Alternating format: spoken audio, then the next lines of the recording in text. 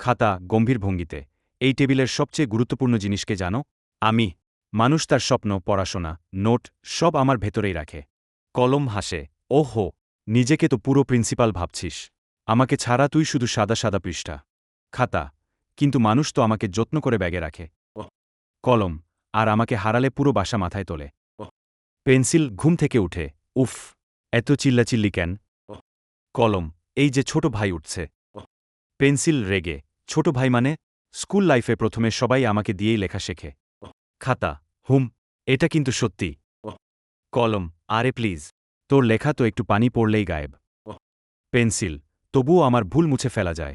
তোর ভুল হলে পুরো পৃষ্ঠা নষ্ট। কলম, এইটা একটু সত্যি কথা বলে ফেলছে। হঠাৎ একজন ছাত্র আসে পড়তে। ছাত্র, আজকে অনেক পড়তে হবে। খাতা গর্ব করে, দেখলি, আমাকে নিয়েই শুরু। ছাত্র, আরে কলম কোথায়?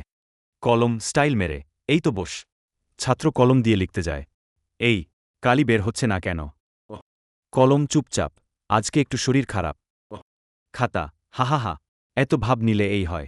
ছাত্র, থাক, পেন্সিল দিয়েই লিখি। Hero entry. পেন্সিল স্লো মোশনে। কলম, এইটা অন্যায়। পেন্সিল, সবসময় পুরান প্লেয়াররাই ম্যাচ জিতায়। খাতা হাসে, আজকে পেন্সিলই মোহ। হঠাৎ ছাত্র ইরেজার বের করে।